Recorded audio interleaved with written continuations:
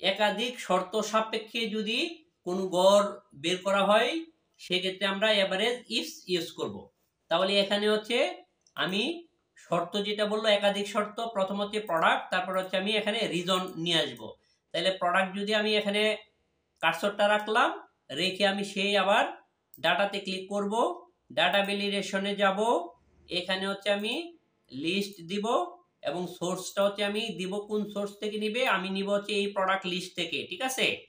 এবার হচ্ছে এখানে ক্লিক করব, এবার আমার লিস্টটা চলে আসছে যে সোর্স থেকে আমি দিয়ে দিচ্ছি রেঞ্জটা, এবার হচ্ছে ওকে দিলাম। এবার হচ্ছে আমি যদি এখানে কোলা সিলেক্ট করে এখানে দেখেন কোলা চলে আসছে।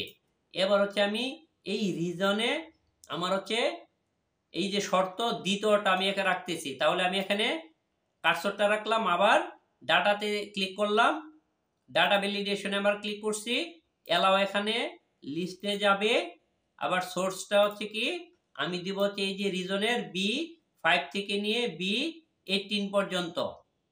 এবার আমি কি করব, ওকে দিয়ে দেব।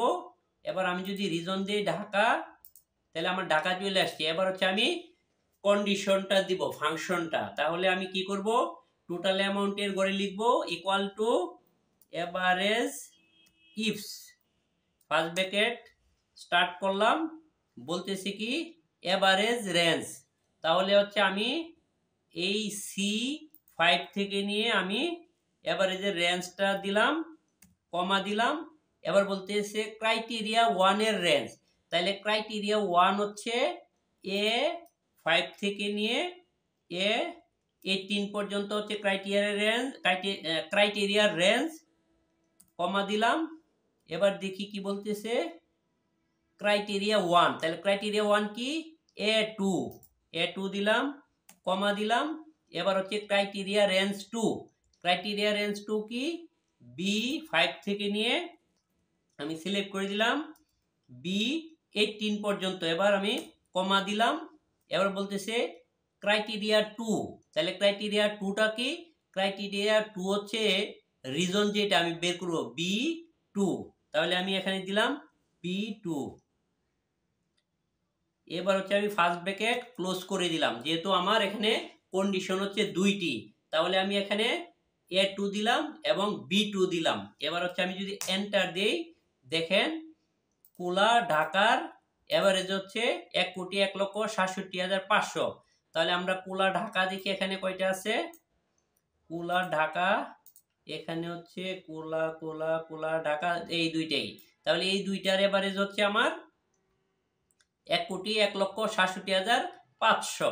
তাহলে আমি যদি কোলা না দিয়ে যদি আমি এখানে লেমন দেই, সেক্ষেত্রে আমি দেখি কোলার জায়গায় আমি যদি লেমন দেই এবং সেটা হচ্ছে রাজশাহী, তাহলে আমার 29,05,000।